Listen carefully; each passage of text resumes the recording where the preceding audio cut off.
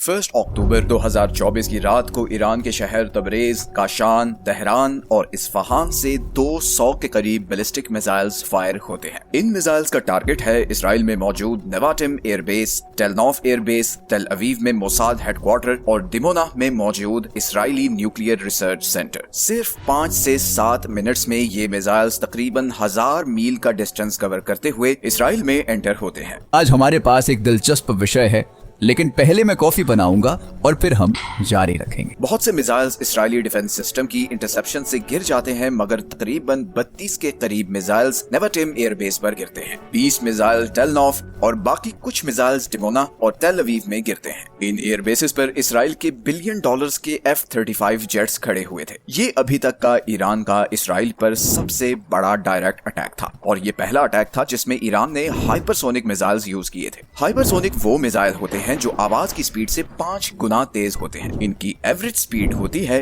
800 kilometre पर minute. आप इसकी स्पीड का इससे अंदाजा लगाएं कि अगर अमेरिका अपनी ईस्टर्न साइड से ये मिसाइल लॉन्च करे तो वो सिर्फ 18 मिनट में चाइना पहुंच जाएगा। इन अटैक्स के बाद पूरे मिडिल ईस्ट में सिचुएशन बहुत शदीद टेंस हो चुकी है। ये सारा कॉन्फ्लिक्ट जो 7 अक्टूबर 2023 में शुरू हुआ था, अपनी पीक पर पहुंचा जब इसराइल ने हमास के लीडर इस्माइल हनिये को ईरान में टारगेट किया और फिर 27 सितंबर 2024 को हिजबुल्लाह के लीडर हसन नसरुल्लाह को लेबनान में ही एक एयर स्ट्राइक में असैसिनेट किया। अब चूंकि हमास और हिजबुल्लाह दोनों ईरान की प्रॉक्सी हैं, तो इट वाज ऑब्वियस कि ईरान का जवाब जरूर आएगा। लेकिन दूसरी ही तरफ इसराइल ने भी इस मामले को और बढ़ाते हुए 1 अक्टूबर को ही सदरन लेबनान पर भी अटैक कर दिया और आज जब ये वीडियो बन रही है तो इसराइली जेट्स लेबनान के कैपिटल और कभी मिडिल ईस्ट का पर्ल कहलाने वाले बैरूत पर लगातार एयर स्ट्राइक्स कर रहे हैं। मैं उन लोगों को धीरे से याद दिलाना भूल गया जो लाइक बटन दबाना भूल गए हैं। इस वक्त सिचुएशन ये है कि इसराइल पूरे मिडिल ईस्ट से भिड़ चुका है। एक तरफ वो गजा पर लगातार बम्बार्डमेंट कर रहा है, नॉर्दर्न साइड पर इसराइली फोर्सेस लेबनान में घुस चुकी हैं और वहां पर हिजबुल्लाह के साथ जबरदस्त लड़ाई जारी है। हालात ये हैं कि इसराइल एक दिन में एक हजार बॉम्ब से लेबनान को टारगेट कर रहा है। नॉर्थ ईस्टर्न साइड पर इसराइल सीरिया में भी फातिमियून ब्रिगेड पर लगातार एयर स्ट्राइक्स कर रहा है। फिर अगर हम इधर सदरन अरेबिया की तरफ आए तो यहाँ यमनी हौसियों ने रेड सी में बाबल मंदेब को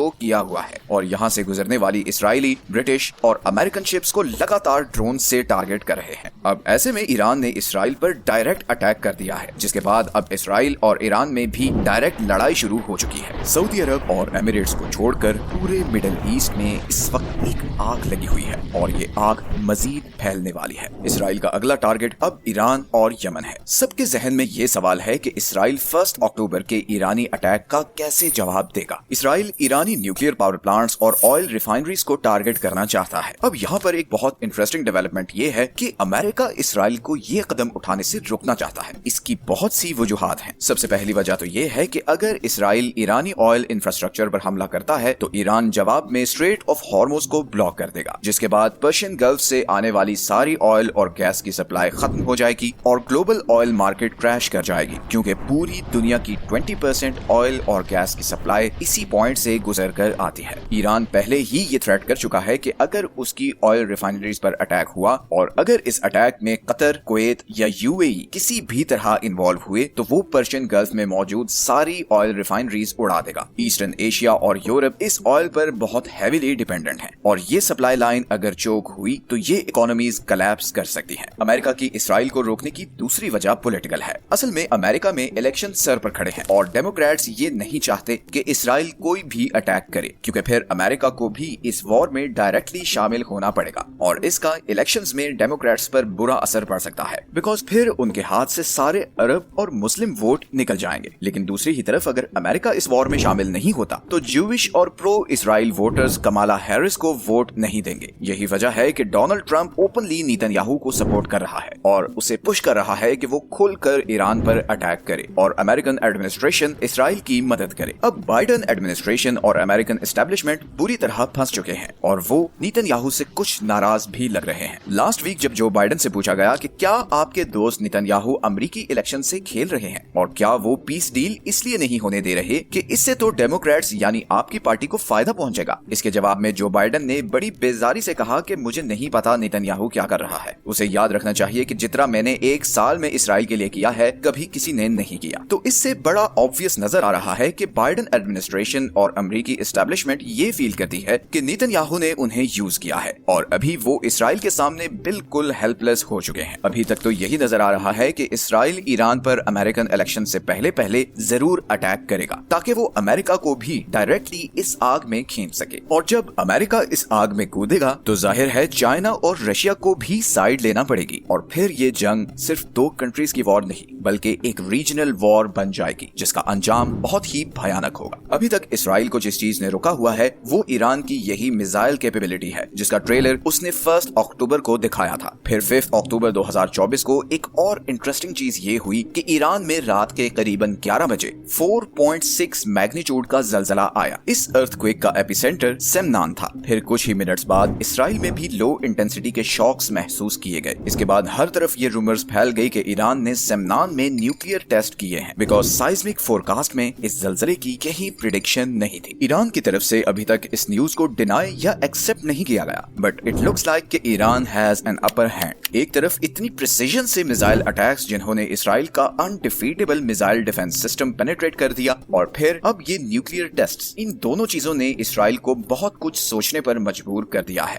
मैं उन लोगों को धीरे से याद दिलाना भूल गया जो लाइक बटन दबाना भूल गए हैं बिकॉज इन चंद मिसाइल्स ने इसराइल को बिलियंस ऑफ डॉलर्स का नुकसान पहुंचाया है। सबसे पहले तो इन एयर बेसिस पर बिलियन डॉलर्स के जेट्स खड़े थे। फिर इन मिसाइल्स को इंटरसेप्ट करने के लिए जो arrow missiles Israeli defence system ने मारे उस एक मिसाइल की कॉस्ट 2.5 मिलियन डॉलर्स थी। इसी तरह डेविड स्लिंग के जरिए एक मिसाइल गिराने की कॉस्ट $1 मिलियन है और आयरन डोम के जरिए एक मिसाइल गिराने की कॉस्ट 20,000 से 1 लाख डॉलर्स तक है। जबकि इसके कंपैरिजन में ईरानी बैलिस्टिक मिसाइल की कॉस्ट सिर्फ $2 लाख है जबकि ईरानी ड्रोन सिर्फ 2,000 से 5,000 डॉलर्स के हैं। तो ईरान ने तकरीबन $200 मिलियन खर्च करके इसराइल का बिलियंस ऑफ डॉलर्स का नुकसान किया है। अब आते हैं यमन की तरफ। यमन में ईरान बैक्ड हौसियों का कंट्रोल है और जब से इसराइल ने गजा पर अटैक शुरू किया यमनी हौसियों ने उधर रेड सी से गुजरने वाले इसराइली और अमेरिकन कंटेनर शिप्स को ड्रोन से टारगेट करना शुरू कर दिया जिसके जवाब में फिर अमेरिकन और ब्रिटिश नेवी ने यमन पर एयर स्ट्राइक्स की जो आज की डेट तक चल रही हैं। लेकिन मसला यह है कि जब भी अमेरिका या उसके एलाइज यमन पर एयर स्ट्राइक्स करते हैं तो अगले ही दिन यमन किसी न किसी कंटेनर शिप को टारगेट कर देता है जिसकी वजह से वेस्टर्न कंट्रीज को बिलियंस ऑफ डॉलर्स का नुकसान होता है। सितंबर 2024 से पहले तक तो ये लड़ाई बड़े कंट्रोल्ड तरीके से चल रही थी लेकिन फिर 17 सितंबर को कुछ ऐसा हुआ जिसने इसराइल और अमेरिका के लिए खतरे की घंटी बजा दी। यमनी हौसियों ने इसराइल के कैपिटल तेल अवीव के एयरपोर्ट पर हाइपरसोनिक मिसाइल मारा जिससे एयरपोर्ट के आसपास काफी नुकसान हुआ। अब यमन और इसराइल के बीच तकरीबन 1200 किलोमीटर का डिस्टेंस है। हाइपरसोनिक मिसाइल ने ये डिस्टेंस सिर्फ चंद मिनटों में तय किया था। कोई ये एक्सपेक्ट नहीं कर रहा था कि यमन के पास भी हाइपरसोनिक मिसाइल्स होंगे। तो एक चीज बड़ी क्लियर थी कि ईरान से मिलिट्री टेक्नोलॉजी बहुत स्मूथली यमन ट्रांसफर हो रही है और इसीलिए इसराइल के लिए हिजबुल्ला और हमास से ज्यादा बड़ा खतरा शायद यमन है क्योंकि वो दुनिया का एक बहुत इंपॉर्टेंट ट्रेड चोक पॉइंट भी कंट्रोल करता है। अब यमन के पास कितने हाइपरसोनिक मिसाइल्स हैं? ये एक ग्रे एरिया है जिसका किसी के पास आंसर नहीं। मिडिल ईस्ट की इस ग्रेट वॉर में एक आखिरी सवाल ये है कि क्या सऊदी अरब, यूएई और कतर भी इस वॉर में शामिल होंगे? अभी तक सऊदी अरब और यूएई इस वॉर में न्यूट्रल है और इसकी एक डीप पॉलिटिकल वजह ये भी है कि यमनी हौसी, हिजबुल्ला और हमास तीनों शिया मिलिट्री ग्रुप हैं और ईरान बैक्ड हैं। तो सऊदी अरब और यूएई इन तीनों ग्रुप्स को अपने लिए भी खतरा समझते हैं, इसीलिए उन्होंने अभी तक खुलकर इसराइल को यमन और हिजबुल्ला के खिलाफ ऑपरेशन पर कंडेम नहीं किया। But things can change drastically. अगर इसराइल ईरान के न्यूक्लियर प्लांट्स और ऑयल फील्ड्स को निशाना बनाता है तो ईरान जवाब में जो करेगा उससे ये आग सारे मिडिल ईस्ट में फैल जाएगी। पर मिडिल ईस्ट में ये वॉर्स क्यों और कैसे शुरू हुई, इस पर हमने ये बहुत डिटेल्ड वीडियो बनाई थी और इस सवाल का हिस्टोरिकल पर्सपेक्टिव से जवाब दिया था कि मिडिल ईस्ट में हर वक्त वॉर क्यों रहती है। इस वक्त सारा फोकस इसराइल के जवाब और अमेरिकन इलेक्शन पर है। हमें लगता है कि इसराइल इलेक्शन से पहले इस लड़ाई को बढ़ावा जरूर देगा और फिर ईरान इसराइल की ये लड़ाई एक रीजनल लड़ाई बन जाएगी जिसमें बाकी वर्ल्ड पावर्स को भी शामिल होना पड़ेगा। Things are not looking good for the world at the moment. दुआ तो यही है कि दुनिया अमन की तरफ बढ़े। जैसे जैसे जियोपॉलिटिकल सिचुएशन डेवलप होती जाएगी हम मिडिल ईस्ट पर और वीडियोस भी लाते रहेंगे। अगर आपको ये वीडियो अच्छी लगी है तो चैनल को सब्सक्राइब जरूर कर लें। आपके लिए तो शायद ये छोटी सी चीज हो मगर हमें इससे बहुत मोटिवेशन मिलती है। मिलते हैं नेक्स्ट वीडियो में एक और इंटरेस्टिंग टॉपिक के साथ।